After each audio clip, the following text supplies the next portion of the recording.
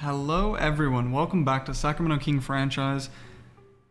Welcome to the free agency episode. Now, I have said this last season and during free agency, but if anybody's new, I'll say it again.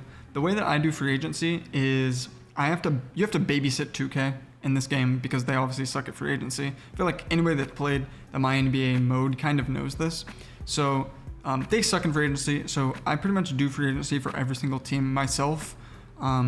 And you know, I think it's just easier for me making content on it to go over all of the moves after they happen rather than going through them every single step of the way. So yeah, we're gonna start off this episode and we're gonna go through all of the trades that happened, and then we're gonna go through basically what the rosters look like at the end of free agency, which is right now, but I'm gonna be going through it after this. So yeah, so I'll play all of the trades that went through, and then we'll get to what the rosters look like now, and then we'll skip through the rest of this off-season stuff, and we'll talk about our team and what we want from our team, and then next episode we'll start the new season. So let's get into it.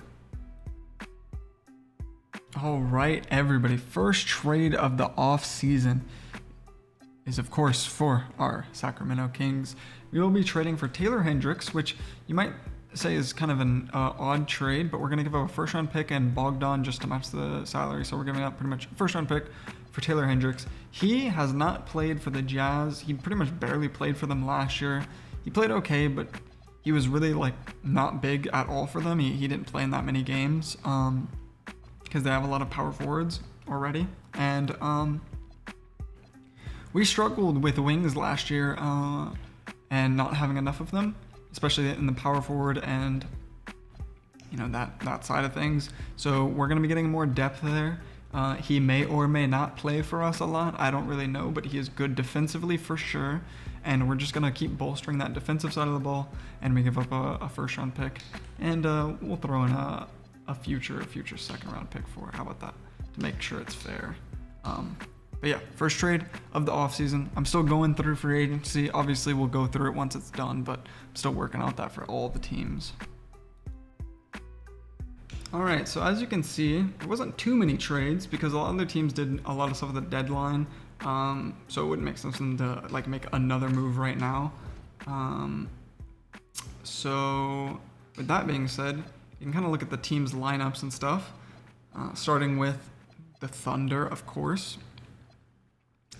They obviously got Shea. Ignore the, nation jerseys. We're kind of just at that point in the offseason. But their starting lineup's pretty similar. Not too many changes. I guess I could just go through their roster specifically. Yeah, I'll just go through all the rosters. So I'm going to skim through a lot of teams that didn't make too many trades. The Sixers didn't make too many trades. They picked up a couple depth guys. They added Ben Simmons back to the team, which is kind of funny. I thought it was kind of funny, so I made it happen. And they added him. The Bucks didn't do too much. They added a couple Jaden Hardy, a couple younger guys to try out. They added a Eric Dixon and yeah. And then the Bulls, they added a couple shooters and some younger players to add to this roster to try and be good because they desperately needed shooting. But I'm mostly gonna skip through these rosters. Besides the big moves, the Clippers had a lot of money this offseason, so they picked up RJ Barrett and Jimmy Butler because Jimmy Butler was obviously not going to return to that Warriors team, which was one of the worst ever, but he's just going to take all the money he can get wherever was offering money. So he went to the Clippers, and the Clippers aren't going to be a horrible team, so they'll be able to kind of compete with this ragtag group. RJ Barrett was kind of the same. He just went somewhere that would give him money because a lot of teams didn't want to offer him the money, but the Clippers were open to it.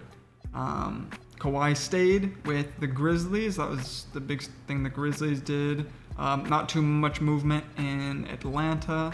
The Heat kind of retained a lot of their guys. They added Dylan Brooks, which was a big addition. But that was pretty much the biggest one. They lost DeMar DeRozan and they added him. The Hornets re-signed both Brandon Miller and Scoot. They added a couple other guys, but nothing really of note. Same with the Jazz. They kind of just retained their guys. They re-signed Keontae to a big deal, and that was their big move. We obviously made the trade that you saw for Taylor Hendricks. We also got our rookie. We also added Gogo Patadze and Shake Milton, who are just going to add to some depth and hopefully some defense to this team if we need it. Not too many moves for the Knicks. The Lakers also had a lot of money, so they spent it. They picked up Michael Porter Jr. for $30 million, and they picked up Lou Dort as well for about like $10 million a year, which was two pretty good deals. They also got Miles Bridges for about $8 million a year. Nobody was really offering him money, so they went ahead and did that. And they also got like a bunch of like depth guys. They had a lot of money and a lot of open spots, but they're still looking at this Austin Reeves contract and looking to trade it. But it looks like that's going to be a mid-season move, hopefully to get some more defensive presence on this team. But yeah, they made a lot of moves. Their team is very different, added a lot more defense and a lot more shooting, but still a big question mark on Austin Reeves for sure. Magic team didn't make too many changes at all. You can also see some of the progression from the rookies coming through. But the Mavericks added Zach LaVine for some shooting. They also re-signed Kyrie, but that was pretty much it. They, I think they re-signed Lively as well to a little deal. The Nets, I think they obviously lost Michael Porter Jr., but they didn't really add anybody. They got a lot of progression from their rookies, so, which is kind of what they wanted anyway. The Nuggets added on Jordan Poole because nobody really wanted him, so they signed him for pretty cheap as a backup point guard option. So they're gonna have some good stuff off the bench with him and Malik Monk for sure. Christian Brown should still be starting for them just for the defense, but they got a pretty good roster. They kind of had to spend a bit because they really should be winning with Jokic, so they're gonna try and win this year with him. And if they have to make trades at the deadline, they will. The Pacers didn't make too many moves at all. Neither did the Pelicans. They re-signed Kuminga to a bit of a longer deal. They re-signed Jordan Hawkins to a bit of a longer deal. He played really fantastically for them last year, so they gave him a re-sign. They also signed John Tanji for their bench depth, and that was the main things they did. The Pistons re-signed Hero and Asar. That was the main things they did in this offseason. I think Ingram got re-signed, and they also signed DeRozan, who's probably going to be in his last year here for the Raptors, but he's going to be able to play that a bench role or the small forward position or shooting guard position for them, and he'll get to retire where his career started, hopefully. They also signed Isaiah Hartenstein. They had this money from losing RJ Barrett, but this is finally a decent center for them that they can hopefully make a push for, because they've been trying to make a push. A lot of progression for Amen, but they just re-signed Kevin Durant and James Harden. They also re-signed Amen, but that was their main thing. Wembanyama also re-signed. He got a big contract. He also progressed a lot, obviously. But besides that, not too many movement from the Spurs. For the Suns, they added Jake LaRavia. They lost Dylan Brooks, obviously, but they added on a Jake LaRavia, and then they're kind of just sticking with the rest of their guys. They had a great year last year. The Supersonics didn't really add anybody because they really couldn't, given their position that they're in, but they have a pretty good-looking roster, I think. The Thunder obviously made the draft day trade for Trey Murphy, but besides that, they didn't really add anybody. Obviously, they have a lot of progression coming in from their guys, but they have a very young team and a couple veterans on the back end. But yeah, not too many changes for them. The Timberwolves added like a Jarris Walker, who was really cheap because he's been really bad. They added Julian Champagnie for some shooting. They got some cheap guys that can hopefully help them a lot. The Blazers re-signed Dame to a small contract. He's pretty old and he's regressing, so he just wants to retire here, so he took a bit of a pay cut. But besides that, not too many changes. The Vipers also not too many changes due to their, they already had the expansion draft. So the Warriors had a lot of money coming off their books, so they spent a lot of money trying to kind of get their team younger, while also, helping Curry and probably what's his last year. We thought last year would be his last year, but I guess it's gonna be this year. But they added Grady Dick, who the Raptors didn't really want to re-sign. They're pretty hefty at the forward position, so they just let him walk for $15 million a year. They obviously added the rookie. They still have Will Richard. They added Caruso and Kispert through that trade, but they added Daron Sharp for starting center. And I think they added Watford, but besides that, they already had all these other guys.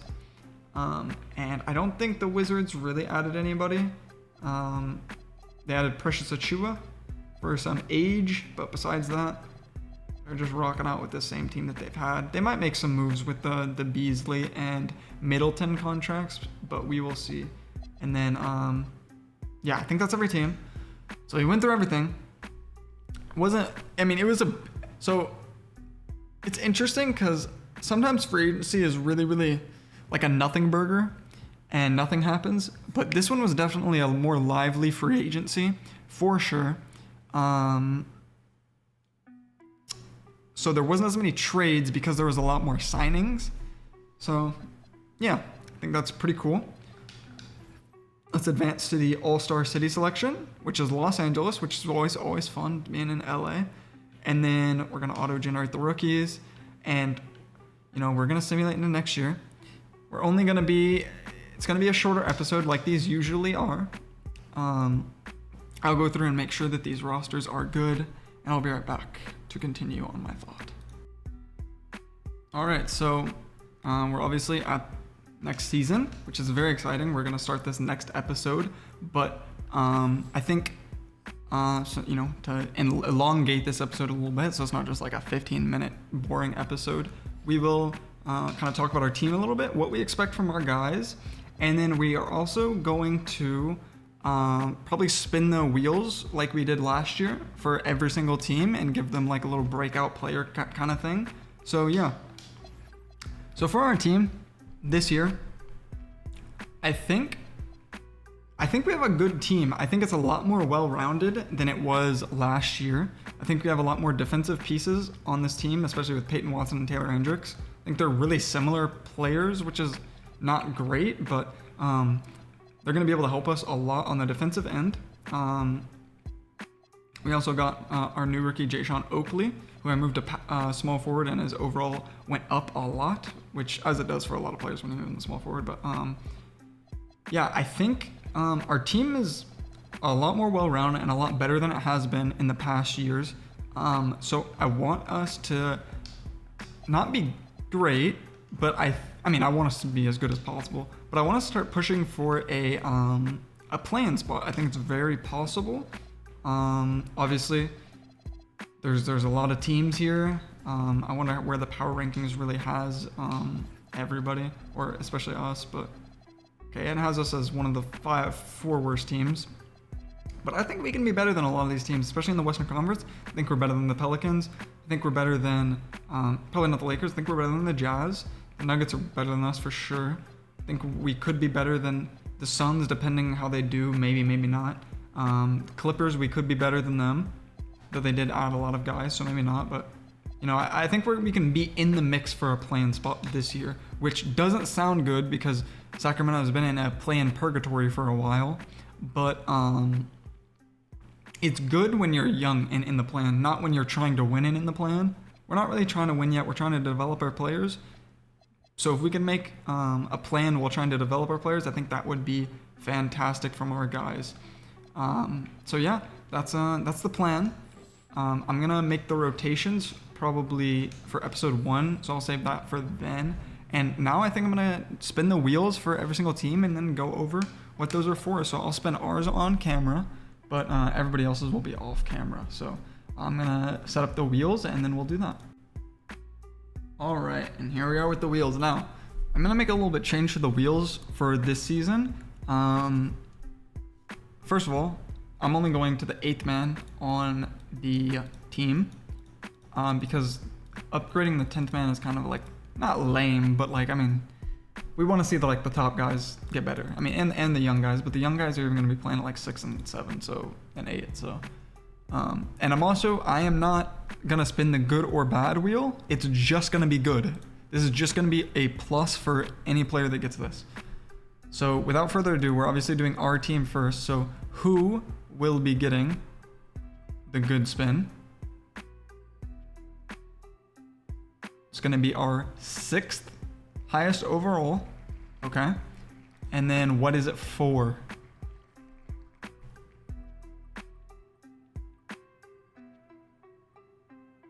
Rebounding. I mean, our team is really bad at rebounding, so we could always use some help in that. And for our team, I think the 6th is Neat Clifford, yeah. And so Neat Clifford is going to get some +5 to his rebounding. And both of his rebounding, so he's a better rebounder now. You know what? I'll even do a +7. Just, I don't know, why not? So yeah. That's the first one. I'll do this for every team, and then I'll go through them once we are done. And I'll see you guys then. All right, so I went through every team. We'll go through them quickly, and then we'll end off the episode and leave season 2 for the next one. So the 76ers, Justin Edwards got a boost to his defense. For the Bucks, Yaku Shona's got a boost to his physicals. For the Bulls, Kobe White got a boost to his potential. For the Cavs, Donovan Mitchell got a boost to his inside scoring. The Celtics, Liberian Phylon got a boost to his rebounding. For the Clippers, Cam Christie got a boost to his potential. For the Grizzlies, Jalen Wells got a boost to his rebounding. For the Hawks, Asa Newell got a boost to his physicals. For the Heat, Giannis got a boost to his physicals, which is pretty funny. He was almost maxed out there anyway. For the Hornets, Scoot Henderson got a boost to his potential. For the Jazz, Walter Clayton Jr. got a boost to his defense.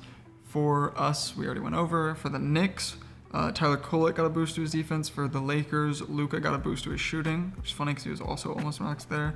The Magic, Paolo got a boost to his physicals. Derek Lively got a boost to his potential. For the Nets, Drake Powell got a boost to his physicals. For the Nuggets, Aaron Gordon got a boost to his rebounding. For the Pacers, Aaron Nesmith got a boost to his potential. For the Pelicans, Jordan Hawkins got a boost to his defense, so he's turning into a pretty good player. For the Pistons, Ron Holland got a boost to his inside scoring. For the Raptors, I think Brandon Ingram got a boost to his potential. For the Rockets, Amen got a boost to his shooting, which I think he also got that last year, funny enough. For the Spurs, I might have missed the Spurs, actually. Okay, I did miss the Spurs. I'll just do them right now. Let's see. For the Spurs, no, I didn't miss them. I remember. Vassell got a boost to his shooting. That's right. And then for the Suns, okay, so I didn't write these two down. For the Suns, who was it? Oh, Booker got a boost to his physicals. J. Will got a boost to his potential, which of course the Thunder need more help because potential is like the best boost you can get, and of course they're gonna continue to get more help. The Thunder are. DeJounte Murray got a boost to his defense, which is pretty nice. For the Blazers, Darren Peterson got a boost to his defense, so he's turning into a monster. For the Warriors, I believe it was Daron Sharp got a boost to his shooting. For the Wizards, Bub got a boost to his defense. For the Sonics, who I also rebranded because the other branding was not working, so I chose this rebranding for them. Emmanuel quickly got a boost to his potential. For the Las Vegas Vipers, Nickeil Alexander-Walker got a boost to his playmaking. So that is everything, and that is also where we're going to end off the episode. So, hope you guys all enjoyed. This is a free agency episode, so it's a bit different, but hope you guys all enjoyed. I hope you guys enjoyed watching, as I just said. Sorry. If you want to keep up with the series, subscribe, like if you did like the video, and I'll see you guys in the next one, and I'll see you guys in the next season.